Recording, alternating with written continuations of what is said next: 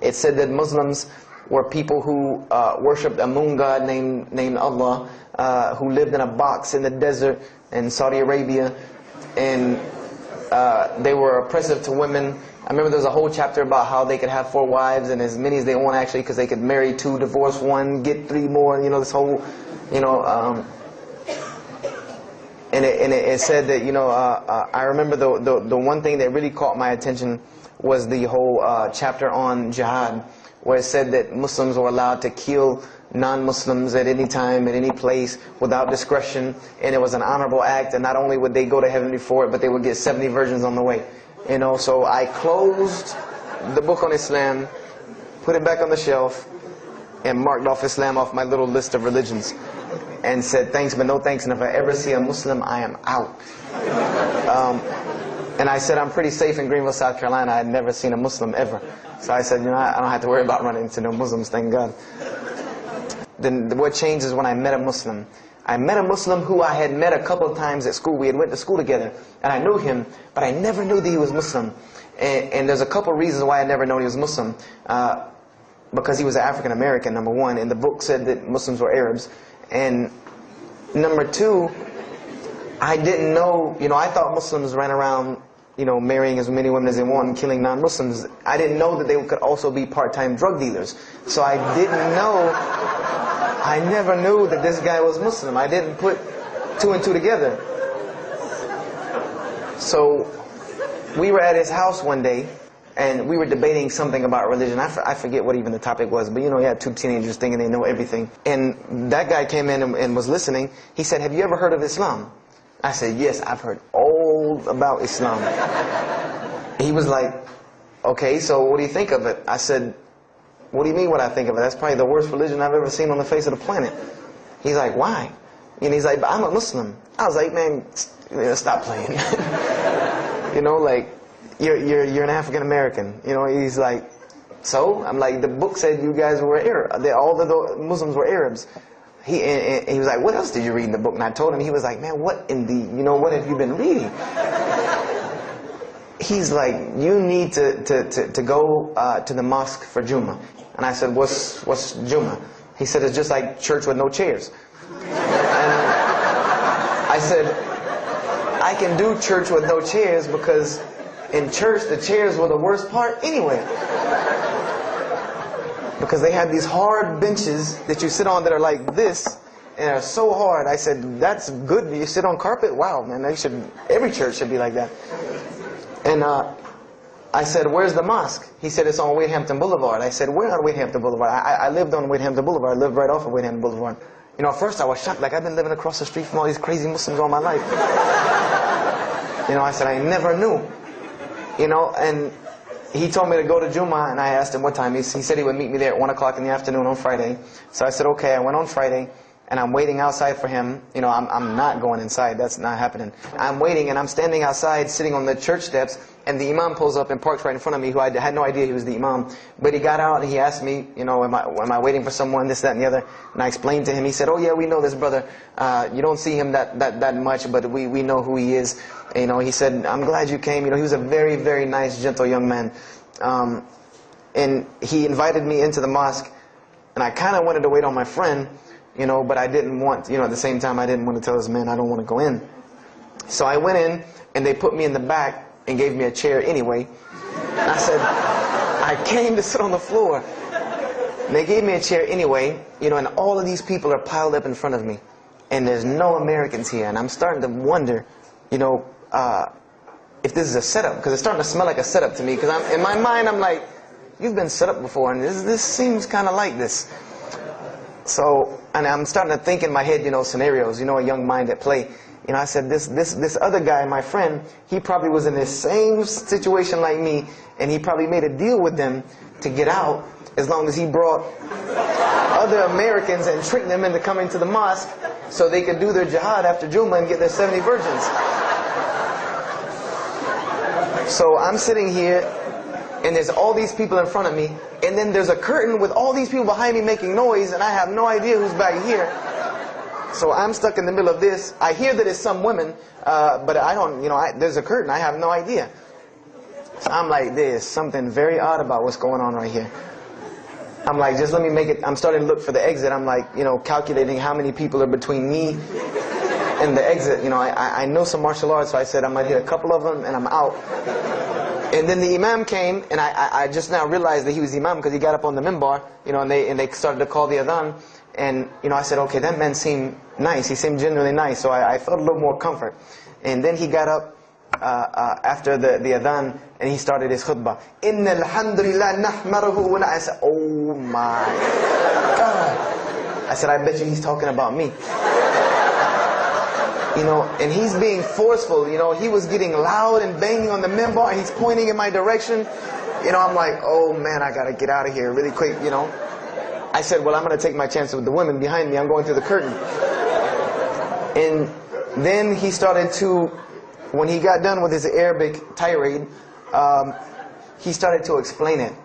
That verily all praise belongs to Allah alone, or God alone, and Him do we worship, and Him do we seek help and assistance. We seek refuge with Him from the evil that lies. He explained what he said in Arabic, and it sounded to me so beautiful. It was very, very beautifully prosed, what he said, and I wanted to know where he got that. I said, where did he get that? Because it was only about God and about the nature of ourselves. All of us should know that the beginning of the khutbah, and he quoted the 3 verses from the Quran. O you who believe, fear God as He should be feared and do not die. And instead of state of submission to Islam, he was a very wise man because he translated everything. It was almost as if he knew I was there and translated everything for me. I remember to this day what the khutbah was about. And I don't know if he did it because I was there, or if that was his already planned khutbah, but it's almost as if it was meant for me. The khutbah was that, the title of it was that the forgiveness of Allah is open to anyone at any time, at any place, no matter what, unless they have committed shirk. And the prose of the khutbah was a very long hadith. A very long hadith that some of you will know. And just to make it short, it was the hadith where the Rasulullah ﷺ met Angel Gabriel or Angel Jibreel, and Angel Jibreel was telling them to tell him that if the Muslims commit this certain sin, to tell them that Allah would forgive them. And every time he would tell the Muslims, they would say, okay, well then what about this sin? And he would go back and meet with Angel Jibreel, and he would go back and come back and say, tell them that Allah will forgive him for that. And this discourse happened, for many different sins. And then finally Angel Jibreel alayhi salam said, tell them that Allah has said, no matter what they do, even if their sins are compiled, like the oceans are from the east to the west, as long as they have not associated a part with Allah, tell them that Allah will forgive them. And I remember he told me that, or he said that, that the door of repentance to God is open as long as you have not seen the angel of death or the sun hasn't risen from the west. I didn't really understand the sun risen from the west thing at that time. But, and he said that, God's forgiveness has to come from God alone. This was the whole premise of his khutbah, was on forgiveness and tawbah. And I was saying to myself, these are all of the same concepts that I had formulated through reading the religious scriptures myself. And I'm asking myself, where did he get this stuff from? Where did he get all this? And he started using names like, he used the name Ibrahim alayhi salam, he used the name Musa, and I'm like, he translated it to Abraham and Moses. I'm like, where did he, where is he getting these? These are names from the Bible. I know these people. And so after this, the khutbah, they started lining up for the prayer. And I got apprehensive because everybody's getting up in front of me and blocking my exit from the door. And so I guess one guy in the back saw me, and because I had to move back a little bit, he said, we're about to pray. And I said, pray to who? And he said, to God. I said, which one? And he said, the one that created the heavens and earth. The same one that's in the Bible, the only creator of the heavens and earth, the only God. I said, yes, I know him. And so the Imam started to pray, and when he recited the Quran, I know it sounded very intriguing. I had no idea what it was. But then when I saw Muslims bow and prostrate on the floor, verses and verses of every religious book that I had ever read started ringing off in my head, that this was the way men of God prayed. And the first thing that I could think of in my mind was, this is worship. That's what I said to myself. This is not prayer, because prayers are asking God for something. These people are worshiping God. So I said to myself that you've written this religion off way too easily.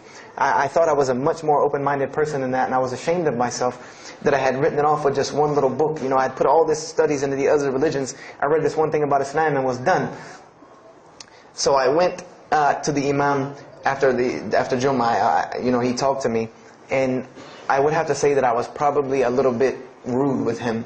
And I've asked him to forgive me. You know, I saw him a few years later. I said, you got to forgive me for the first time you saw me. Because he started telling me, would you like to know a little bit more about Islam? He tried to give me some pamphlets. I said, no. I don't want any of this right here. I said, do you have a book? This is what I wanted to know.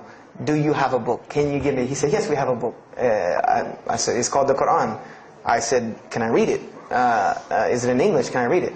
He said, sure, you can read it. And then he tried to explain it to me a little bit, how it came by. I said, nah. Just give me the book, because the book should speak for itself.